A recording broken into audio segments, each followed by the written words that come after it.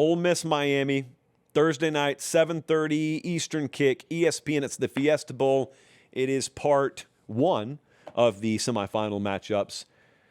It's kind of like the Cannot Bowl. If you really think about it, I don't know how many times the college football public will have looked at this matchup and said can't. Certainly when the playoffs started, when you found out Lane was leaving, maybe even if you knew Lane was staying, but especially when you knew he was leaving, anyone and everyone said, Ole Miss can't win this thing. And I've listened to people say Mario Cristobal can't at Miami since he got there. And now one of them is guaranteed to go play for a national championship. And we get to be there for it all. Also, you know what really makes me nervous about this is we got a fireball that's loose right now in Trinidad Chambliss. You don't know. Like I equated it the other night to a runaway hose pipe where, you've had that thing pinched and then all of a sudden you let it go and the hose pipe's just going all over the place, wildly, water going all over. And you hope that after a couple of seconds, the water pressure lessens and then it's just a normal flow coming out and you can pick it up and it's fine. You don't know how much water pressure is built up. I have no idea how long that the hose is just going to fly all over the place. And it really makes you nervous because that's hard to predict. Actually, it's impossible to predict. And so the way my mind works is I always think in terms of future documentaries. There will certainly be a documentary, maybe multiple documentaries, made about this Ole Miss team. What I'm trying to figure out in the moment is how will the documentary 10 years down the road about the Ole Miss 2025 season be talking about this game? Because we could be talking about it, with revisionist history goggles on, saying, oh, man, yeah, people just knew. Once Trinidad Chambliss and Ole Miss beat Georgia, they knew, man, there was no stopping them. And they went and beat Miami, and they won the national title. People could be saying that. Or people could be saying, no one thought that this team could do anything. And wouldn't you know it, they went down to the Sugar Bowl, them against the world, backs against the wall. They beat Kirby Smart in Georgia. What a year it was. And they don't even mention the Fiesta Bowl because they get run out of the building. I don't know how the documentary is going to go because it hasn't been made yet. So can Ole Miss function without a running game? That's my question.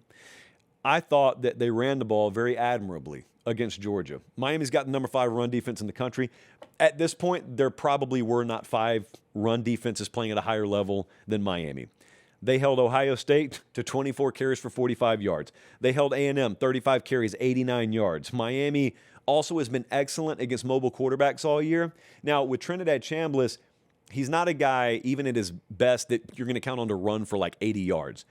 What he is doing is he is buying time and improvising and making off-platform throws and out-of-structure throws. But Kewan Lacey, 22 carries for about 100 yards and 2 touchdowns against Georgia. That was a big deal, really big deal. At least kept Georgia honest. I don't know that number is going to be there against Miami. Doesn't mean you can't beat them, but I don't know that number is going to be there, which just means there is all the more workload on Trinidad Chambliss' shoulders. I kind of think if this game is played in structure, just a term I use, you could call it whatever you want to, like a typical game. If it's played in structure, Miami probably wins the thing by 2 scores. By that, I mean, if you just let their offensive line lean on you all day and they eat and it's 5.5 yards per carry, edge Miami, then they're going to completely choke the game away in a good way for Miami. And their defensive line will get after you. This is another game where Miami's got a 2-way edge on the line of scrimmage. Y'all can put it in your hype video if you want to. I don't care. It was true against Ohio State. It will be true against Ole Miss. And if they are somehow able to keep Trinidad Chambliss somewhat contained in the pocket, you count on the fact that he's not going to be able to just pick you apart with his arm. Again, if he does, you tip your cap.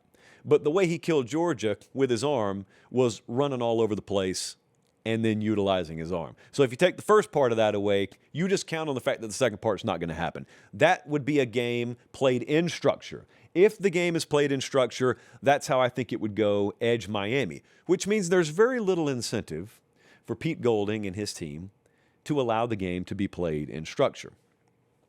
There's a lot about the way that team's playing right now that is completely impossible to predict. The way the Georgia game went the other night, the way that Deshaun Watson played for Clemson, the way Johnny Manziel played for Texas A&M, there were moments in games. I would even say, I'm not comparing this player to these players, but from a pure elemental standpoint, there have been moments in Diego Pavia's career where there are things he does, there are things all those guys do that are completely out of the realm of, in some cases, believability, but absolutely out of the realm of predictability. And you look at it and you just say, I don't even know. Like, they are players that make you throw your hands up at a rate that hardly any other player has made you throw your hands up. And it just matters how the plays turn out. The entire outcome of the game depends on how those plays turn out. That was the way that the Ole Miss-Georgia game was. I grew up in Georgia, so I got a ton of Georgia buddies who had like 50 different gripes about the game. And I looked at it and I said, guys, you just got beat by a transcendent quarterback performance. Talk about Mike Bobo all you want to. Mike Bobo's game, if Trinidad Chambliss is held somewhat in check, would have been good enough to win. It just, you were on the wrong side of a historic performance.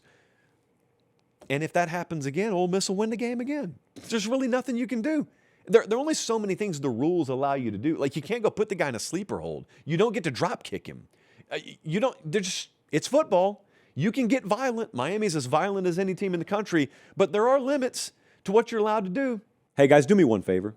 Check and see if you're subscribed to the channel. If you are, great. If you're not, it's that easy. It's free. It doesn't cost you anything. It doesn't sign you up for anything. It just helps us do the show this way forever. All right, back to the clip.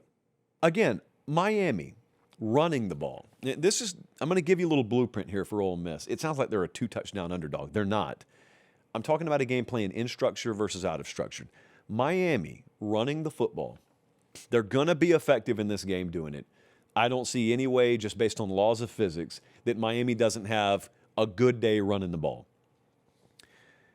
28 carries for 175 against A&M. That was a top 40 run defense.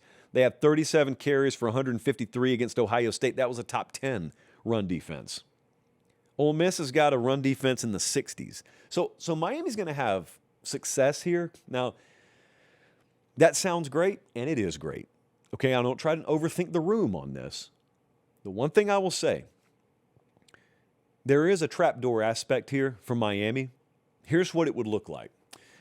There could be a game that unfolds here where you feel great, you feel like you're dominating, the stat sheet says you're dominating, and somehow the scoreboard still doesn't look as comfortable as you want it to. And the way it would probably go from a script standpoint is you get after Trinidad Chambliss early, he's shaky early, so you weather the early storm, sort of settle into the game, it starts the way you want it to, and then you realize we could just choke this game to death. And we slow it to a snail's pace, and we play the most caveman, brutal form of football that we can because they can't withstand it, and you're doing it. And you're leaning on them, and you're moving the chains. 1st and 10, 2nd and 5, 3rd and 1, rinse, repeat. But you just leave some points on the board or some points on the field. You settle for a 3 instead of a 7. Maybe you put the ball on the ground. Maybe you don't convert a 4th down. And so you're dominating the stat sheet. But you look up, and it's still a one-possession game. And then all of a sudden, Ole Miss being the number 4 explosive play offense in the country and Ole Miss being the number 3 cap-buster play team in the country happens. And I was at the Miami FSU game earlier this year.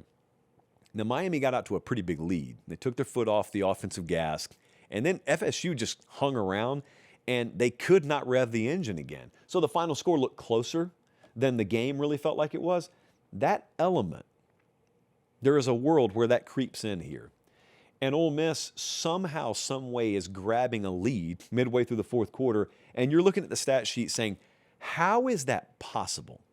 That's a way that the trapdoor theory could be in play from Miami here, which just means you ought to be aggressive no matter what. Carson Beck should be a weapon for you in this game. Now, you may think to yourself, oh, we want to go more risk-averse. You know, we think we've got this thing from a physical standpoint, and we don't want to throw the game away. You're not winning the next game with that mentality, even if you do adopt it successfully in this game. You can't hide your quarterback 2 games. You may be able to hide him in this one. I think it would serve to your detriment the next game. So you gotta roll with the horses that got you here. Otherwise, there is a little sliver of light through that door that you leave open for Ole Miss. Now, look, there's also a world where you're down 14-0 to them, and you're having to play catch up. I'm just talking about a world where Miami's style of game could even work against Miami. Also, if you're trying to find like a comparable matchup earlier in the season, I was thinking about the SMU game earlier.